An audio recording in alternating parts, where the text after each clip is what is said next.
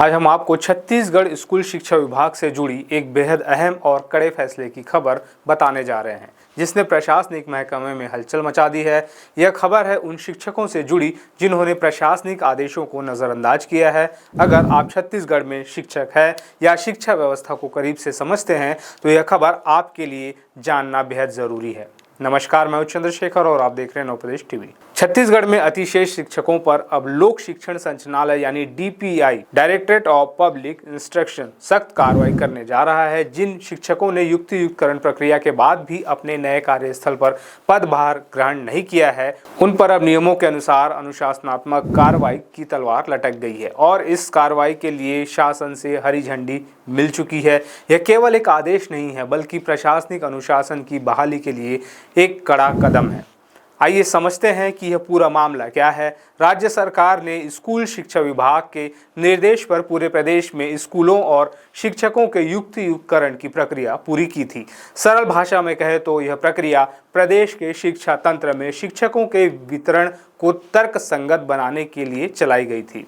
इसका मुख्य उद्देश्य यह था कि जिन स्कूलों में शिक्षकों की संख्या जरूरत से ज़्यादा थी, जिन्हें अतिशेष शिक्षक कहा गया, उन्हें उठाकर उन स्कूलों में भेजा जाए जहां शिक्षकों की भारी कमी है या जो एकल शिक्षकीय विद्यालय है। यह युक्तियुक्तकरण की प्रक्रिया जिला, संभाग और संचालनालय स्तर पर गठित विशेष समितियों द्वारा पूरी पारदर्शिता से काउंसलिंग के माध्यम से की गई थी। शिक्षकों को अपनी पसंद और ज़रूरतों के आधार पर पदस्थापना का मौका भी दिया गया था। आदेश जारी हुए, पदस्थापना स्थल तय हुए, लेकिन यहीं पर समस्या शुरू हो गई। डीपीआई द्वारा जारी आधिकारिक पत्र में साफ तौर पर यह सामने आया कि पदस्थापना आदेश जारी होने के काफ़ी समय बाद भी एक बड़ी संख्या में शिक्षकों ने नए स्थान पर जाकर अपना कार्यभार ग्रहण नहीं किया। यह एक ऐसा कदम है जिसे प्रशासनिक व्यवस्था में सीधे सीधे गंभीर अनुशासनहीनता माना गया है। क्या यह लापरवाही व्यक्तिगत है या जानबूझकर की गई अवहेलना? डीपीआई ने इस पूरे मामले को अत्यंत गंभीरता से लिया है। उन्होंने साफ किया है कि पदस्थापना आदेश का पालन न करना और कार्यभार ग्रहण न करना प्रशासनिक अनुशासन का सीधा उल्लंघन है। इस मामले में संभागीय संयुक्त संचालकों ने महत्वपूर्ण भूमिका निभाई। उन्होंने अपने अपने संभागों से ऐसे लापरवाह शिक्षकों की एक विस्तृत सूची, जिसे गोशवारा भी कहा गया है, तैयार करके शासन को भेजी। इस सूची के साथ ही उन्होंने इन शिक्षकों के खिलाफ आवश्यक अनुशासनात्मक कार्रवाई शुरू करने की अनुमति भी मांगी थी। प्रशासनिक सूत्रों के हवाले से बताया गया है कि शासन ने इस प्रस्ताव पर गहराई से विचार किया है।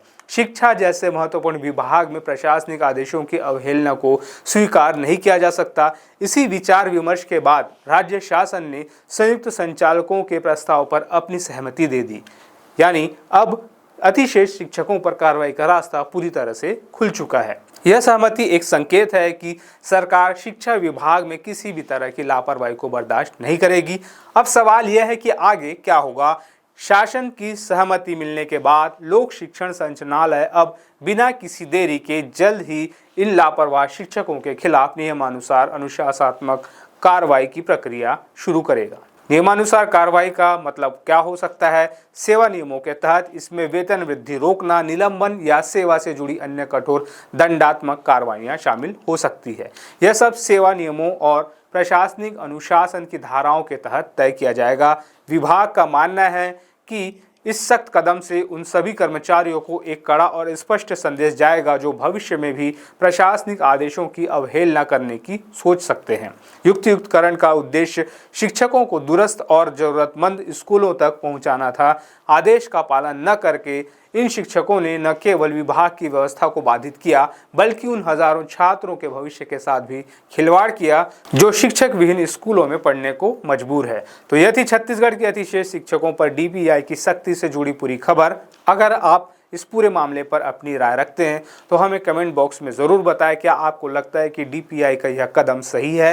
प्रशासनिक अनुशासन के लिए किस तरह की कार्रवाई होनी चाहिए? हमारे चैनल को सब्सक्राइब करें और इस वीडियो को लाइक करें ताकि यह महत्वपूर्ण खबर सभी तक पहुंच सके। घंटी का बटन ज़रूर दबाएं ताकि आप कोई भी ज़रूरी अपडेट मिस ना करें। नमस्कार।